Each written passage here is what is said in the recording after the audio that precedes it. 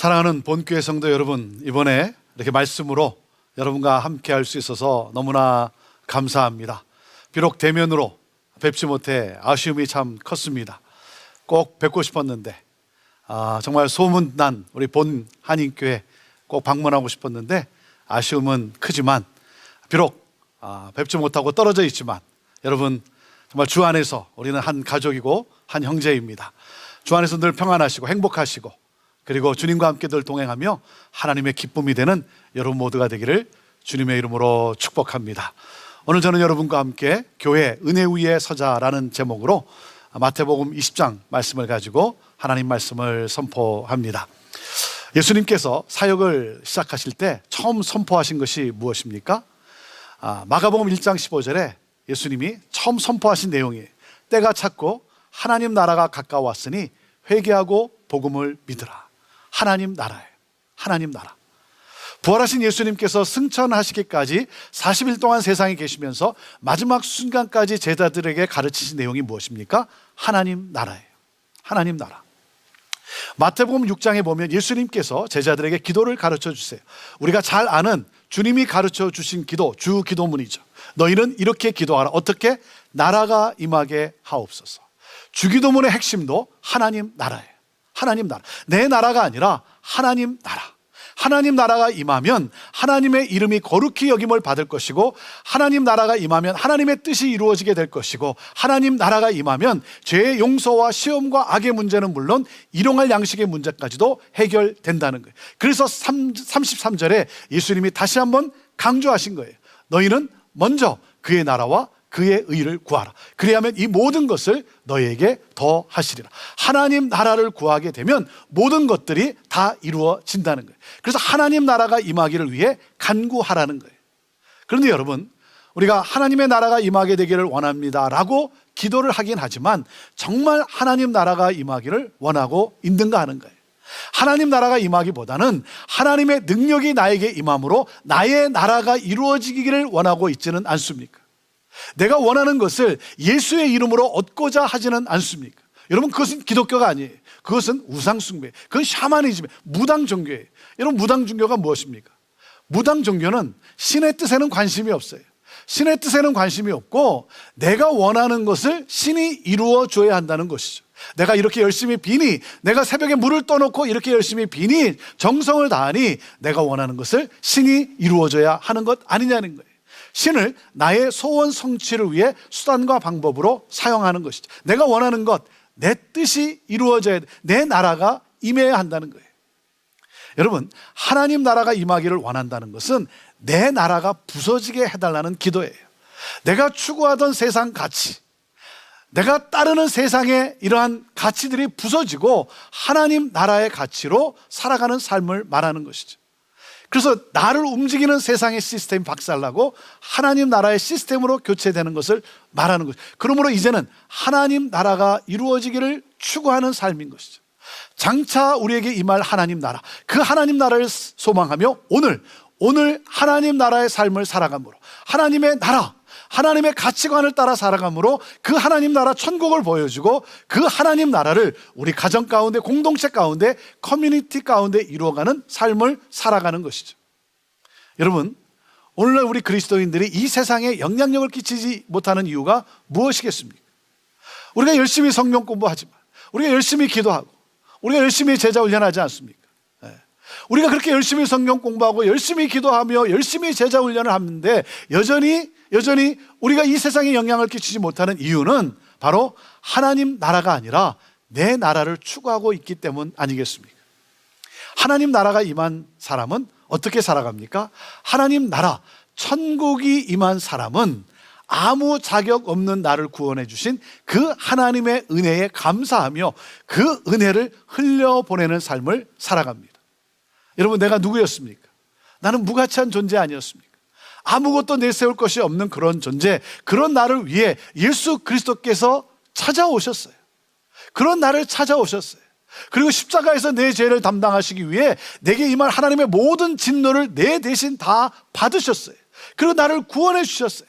아무 자격 없는 나에게 놀라운 하나님의 은혜가 임했어요. 여러분, 너무 놀랍지 않습니까? 너무 놀랍지 않아요? 내가 도대체 무엇이 간대? 내가 무엇이 간대? 그래서 시편 8편을 보면 시편 기자가 하나님께 이런 질문을 합니다. 하나님, 사람이 무엇입니까? 사람이 무엇이 간대? 하나님이 지으신 하늘과 달과 별, 그 우주의 광대함을 보면서 거기에 비하면 사람이 도대체 무엇이냐? 사람은 nothing, 아무것도 아닌 거죠. 아무것도 아닌 거죠. 그런데 사람이 무엇이길래 주께서 저를 생각하시며 인자가 무엇이기에 주께서 저를 돌보십니까? 찾아와 주십니까? 하나님의 은혜가 너무 놀라운 거예요. 너무 놀라운 거예요. 사랑하는 여러분, 기독교의 유일한 특징이 무엇인지 아십니까? 기독교의 유일한 특징은요, 은혜라고 하는 단어에 있어요. 은혜. 그래서 이 은혜를 아는 사람은 이렇게 고백합니다. 나의 나된 것은 다 하나님의 은혜라. 한량없는 은혜, 갚을 길이 없는 은혜, 내 삶을 애워싸는 하나님의 은혜. 그 은혜가 너무나 감사해서 그 은혜를 흘려보내는 삶을 살았어요. 은혜에 반응해서 살았어요. 그런데 어느 순간부터 은혜가 사라지고 자기의 행위와 자기의 공로를 주장하기 시작하는 거예요.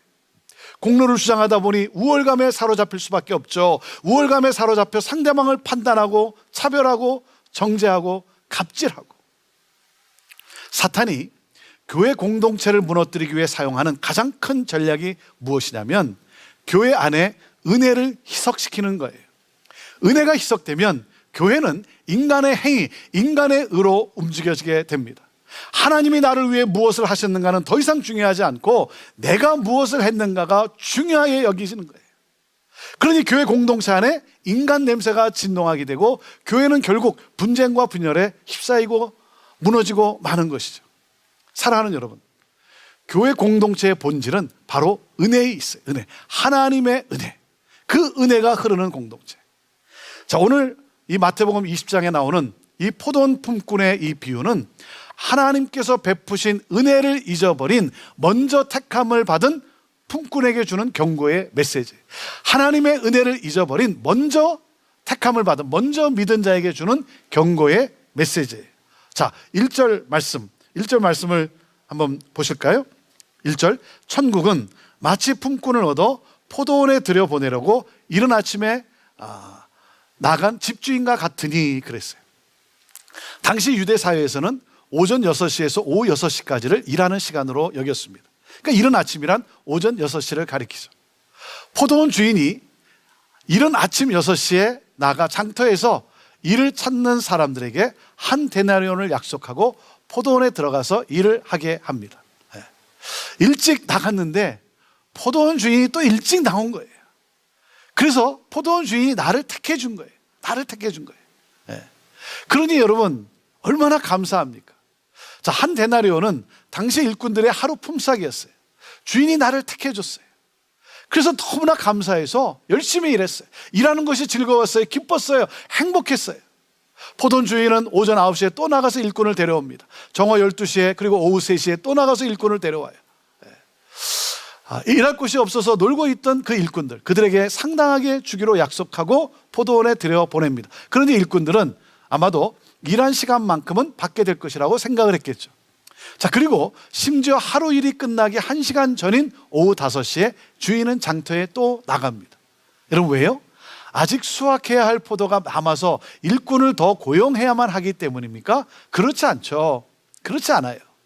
포도원 주인은요, 포도원에 관심이 있는 것이 아니라 일하는 사람의 삶에 관심을 두고 있어요. 포도원을 운영하는 이유는 자신의 포도원을 통해 내가 얼마나 부자가 될 수 있는가에 목적이 있는 것이 아니라 일꾼들의 복을 얻는 데 목적이 있는 거예요. 이것이 바로 주인의 마음이에요. 이것이 바로 하나님 아버지의 마음이라는 거죠. 한 명이라도 더 포도원에 들여보내려고 계속해서 애쓰는 모습, 이 하나님의 마음, 한 영혼이라도 더 살리기를 원하시는, 한 영혼이라도 더 복되게 하기를 원하시는 하나님 아버지의 마음인 것이죠. 여러분, 나중까지 남은 이들이 누굽니까? 자기들을 불러주는 주인을 만나지 못했기 때문에 남아있는 거예요. 무슨 말이에요? 자신들의 노력으로는 이루어질 수 없다는 거죠. 그래서 그 시간까지 장터에서 서성거리고 있었어요. 자, 그들은 이제 1시간이 지나면 고통 가운데 떨 수밖에 없는 거예요. 여러분, 이들이 누굽니까? 정말 무가치한 사람들 아닙니까? 그런데 주인은 그들을 긍휼히 여겼어요. 그래서 그들마저도 포도원에 들여보냅니다. 날이 저문 후에 포도원 주인은 청지기에게 일꾼들에게 품삯을 주라고 명합니다. 그런데 나중 온 자부터 품삯을 지급하라고 합니다. 품삯을 주는데 오후 5시에 와서 1시간만 일한 품꾼에게 한 데나리온을 주는 거예요. 1시간밖에 일하지 않았는데 하루치 삭슬 주는 거예요. 그러니 여러분 1시간 일한 사람이 얼마나 놀랐겠습니까? 상당히 놀랐을 거예요. 자, 이것을 본 먼저 온 품꾼들은 주인이 자기들에게 한 데나리온을 약속했지만 더 많이 받을 것이라고 기대했겠죠. 그렇지 않았겠습니까? 그런데 기대와는 달리 주인은 모두에게 똑같이 한 데나리온을 주는 거예요. 그들에게 약속한 것을 덜 준 것은 아니죠. 계약 위반이 아닙니다. 주인의 뜻이에요. 주인의 뜻이에요. 자, 여기서 먼저 택함을 받은 품꾼들이 어떻게 합니까?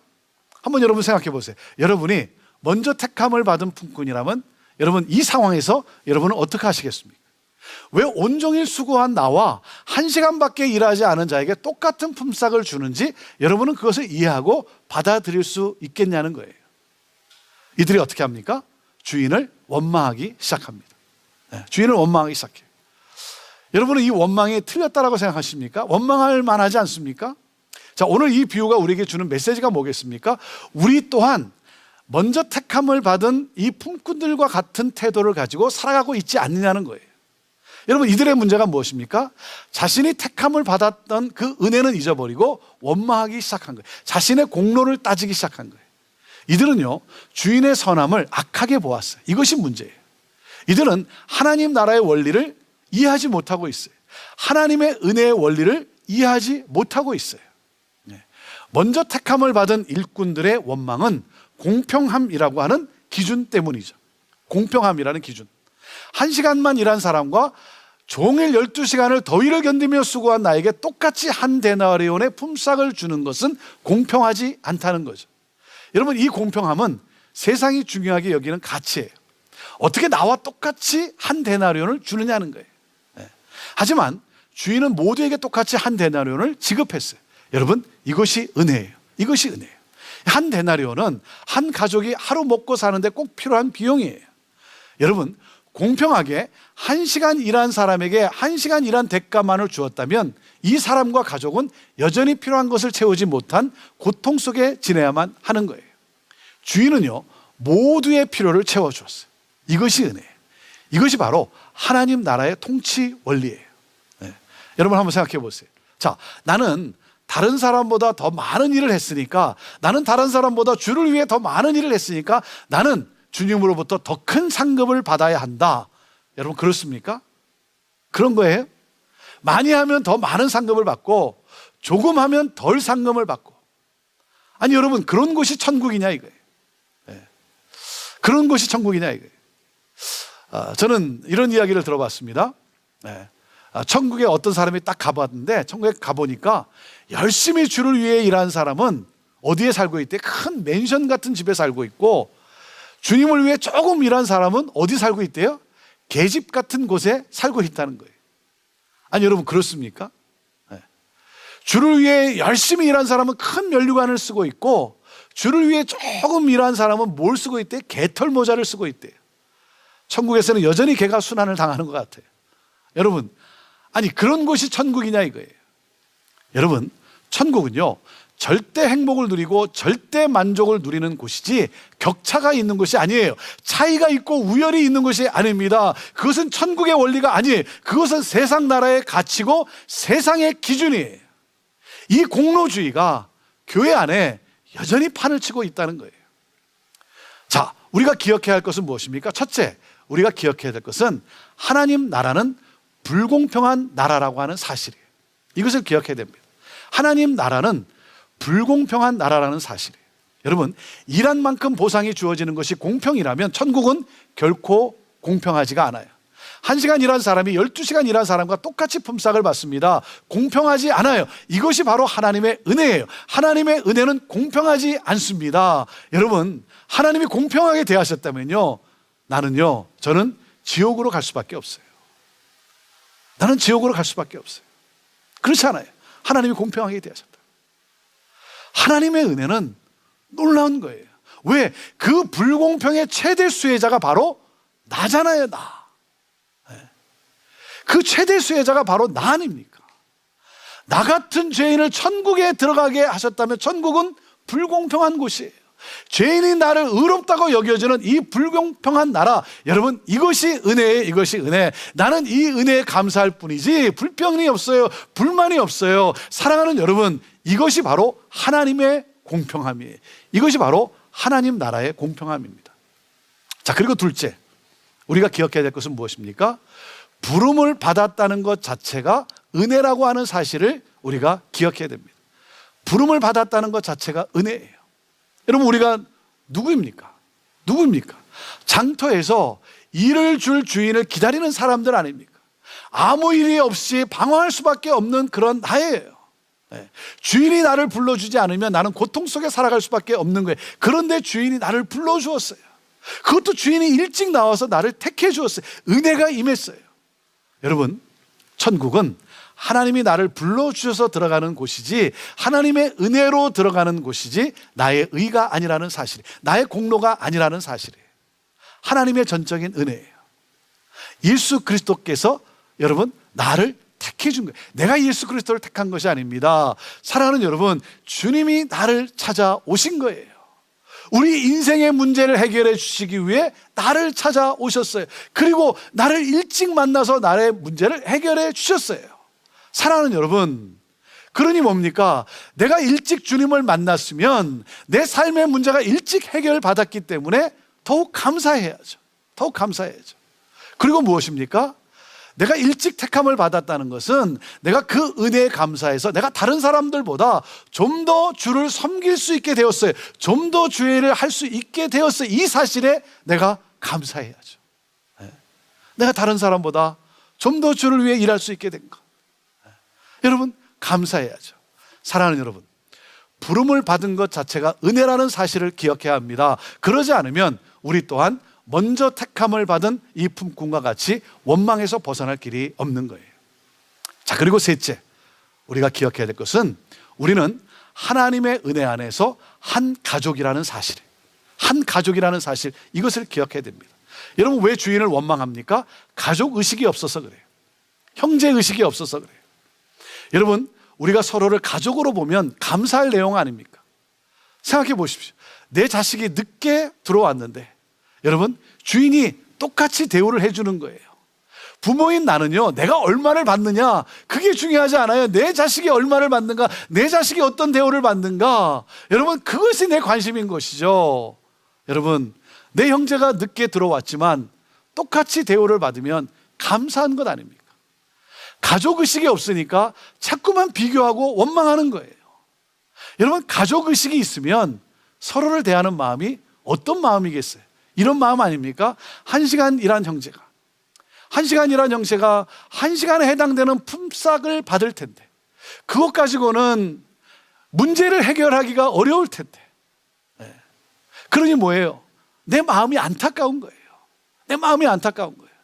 그래서 주인이 내게 한 데나리온을 약속했으니 내가 한 데나리온을 받으면 내 것을 떼어서 조금이라도 나눠 주어야지. 내가 조금 나눠 줘야지. 여러분, 이런 마음 아니겠습니까? 그런데 어떻게 됐어요? 주인이 내 형제에게 한 데나리온을 주는 거예요. 여러분, 얼마나 감사한 일입니까? 사랑하는 여러분, 우리는 한 가족이라는 거예요. 한 가족. 가족 의식을 가져야 되는 거예요. 형제 의식을 가져야 하는 것입니다. 사랑하는 여러분, 하나님 나라는 불공평한 나라예요. 그 최대 수혜자가 바로 나예요, 나. 그리고 여러분, 택함을 받은 것 자체, 부름을 받은 것 자체가 하나님의 은혜라는 사실을 우리가 잊어서는 안 되는 거예요. 그리고 우리는 하나님의 은혜 안에서 여러분, 우리는 한 가족이라는 사실, 이것이 바로 하나님 나라의 원리예요. 공동체예요. 사랑하는 여러분, 나는 누구입니까? 저는 누군지 아십니까? 저는요, 오후 5시에 부름을 받은 사람이에요. 무가치하게 여겨지는 사람이에요. 정말 아무런 가치가 없는 그런 나, 일한 것도 별로 없고 그래서 받을 자격도 없는 그런 나. 그런데요, 과분한 은혜를 받았어요. 하나님의 특별한 은혜가 임했어요. 그래서 할 말이 없는 거예요. 할 말이 너무나 감사한 거예요. 은혜 아닌 것이 아무것도 없는 거예요. 그래서 저는요, 좀 더 주의 일을 많이 했으면 좋겠어요. 주의 일을 많이 했으면 좋겠어요. 내가 상급을 받으려고 하나님의 인정을 더 받기 위해서가 아니라 하나님의 은혜에 감사해서 나 주를 위해서 내가 좀 더 일을 많이 하고 주님 앞에 섰으면 좋겠어요. 제가 5년 전에 한국에 방문했을 때 건강검진을 받았습니다. 건강검진을 받는데 그때 제가 충격을 받았어요. 건강검진을 받기 위해서 이렇게 가운을 갈아입고 이렇게 병실에 이렇게 들어가서 그 침대에 이렇게 걸터 앉아 있었어요. 이렇게 가만히 걸터 앉아 있는데 조금 후에 이 간호사 자매가 들어오는 거예요. 찰트를 가지고 이렇게 들어와서 저는 이렇게 가만히 앉아 있었는데 이렇게 찰트를 보더니 이 간호사 자매가 아버님 돌아 누우시죠? 그러는 거예요. 그래서 제가 깜짝 놀랐어요. 아니 나 말고 이 방에 또 누가 있는가 제가 돌아봤어요. 뒤를 돌아봤어요. 왜냐하면 아버님이라는 단어는 제가 사용하는 단어였지 나에게 해당하는 단어라고 제가 생각해 본 적이 없었어요. 그래서 저한테 충격이었어요. 저보고 아버님 그래서. 물론 아버님이라고 하는 어떤 그런 존칭어로 사용했을 수 있고 또 그리고 제가 이렇게 보니까 우리 간호사 자매가 제 큰 아들보다 더 연령이 적은 것 같아요. 하지만 저는 하여튼 충격이었어요. 아버님 그런데 제가 충격이었어요. 이제 얼마 남지 않았구나. 얼마 남지 않았구나. 여러분 1시간밖에 남지 않았어요. 1시간밖에 남지 않은 나. 그래서 저는 정말 더 열심히 주의 일을 하다가 주님 앞에 서고 싶은 거예요. 왜요? 그 하나님의 은혜 생각하면 생각할수록 그 은혜가 너무나 감사하기 때문에. 은혜가 너무나 감사하기 때문에. 이 비유를 마치면서 주님이 말씀을 하십니다. 16절에 이렇게 말씀을 하세요. 이와 같이 나중된 자로서 먼저 되고 먼저 된 자로서 나중되리라. 여러분 이게 무슨 말이겠습니까? 자격 없다고 고백하는 자는 자격 있는 자가 되고 자격이 있다라고 말하는 자는 자격 없는 자가 된다라고 하는 것이죠. 누구에게 하신 말씀이에요? 먼저 택함을 받아 하루 종일 일한 사람들, 먼저 믿은 자들, 먼저 택함을 받아서 기뻤어요. 기쁨으로 감사함으로 일했어요. 일하는 것이 즐거웠어요. 그런데 어느 순간부터 하나님의 은혜를 잊어버리고 공로를 주장하기 시작한 거예요. 여러분 공로를 주장하는 그들이 결국 어떻게 합니까? 하나님 나라를 거부해요. 교회를 무너뜨려요. 사랑하는 여러분, 말씀을 들어야 할 사람은 누구라고요? 의인이라고 여기는 먼저 믿은 사람이라는 거예요. 말씀을 들어야 할 사람은, 진짜 양육이 필요한 사람은 누굽니까? 먼저 택함을 받은, 그래서 은혜를 잊어버린, 먼저 택함을 받았지만 은혜를 잊어버린 그러한 사람들이라는 거예요. 여러분, 신앙의 연수가 오래되면 오래될수록 이 위험에 빠질 수 있다는 거예요. 하나님의 은혜를 잊어버리면.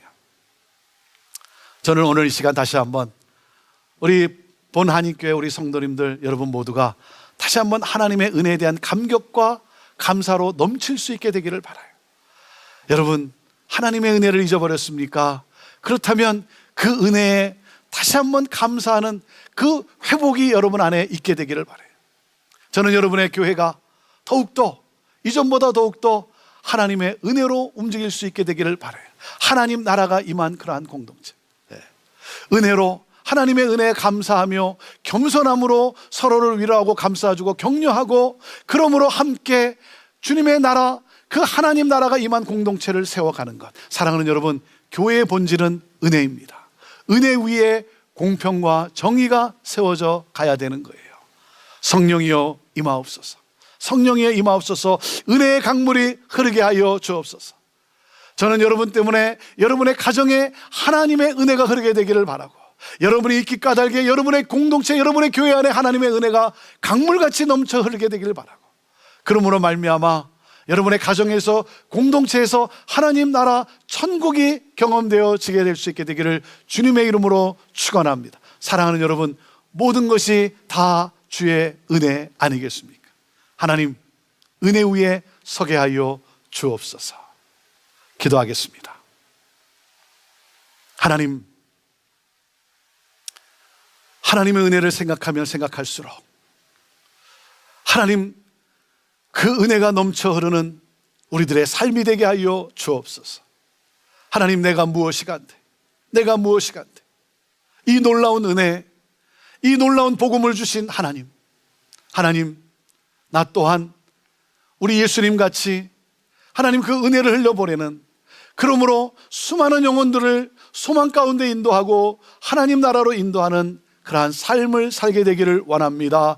주여, 우리를 그렇게 인도하여 주옵소서. 하나님, 우리 본 한인교회가 더욱더 하나님 은혜가 넘치게 하여 주옵소서. 서로 격려하며 축복하며 은혜를 나누며 하나님을 경배하며 하나님의 이름을 높이며 이 놀라운 복음을 선포하며 하나님 전하며 하나님 나라를 확장해 나가는 하나님, 바로 그 교회 되게 하여 주옵소서. 오늘도 하나님 주님 앞에 예배하지만 어떤 어려움 가운데 있는, 고난 가운데 있는 성도 있습니까? 하나님, 마음에 눈물을 가지고 오늘 예배하는 성도 있습니까? 하나님 위로하여 주시고 감싸 주시고 하나님의 은혜로 하나님 덮어주시고 은혜로 새롭게 하여 주셔서 하나님이 하실 놀라운 일들을 하나님 바라보며 일어나 찬양하며 전진하게 하여 주옵소서. 하나님, 본 한인교회를 통하여 하나님 크신 영광 받으옵소서. 예수님의 이름으로 축복하며 기도하옵나이다. 아멘.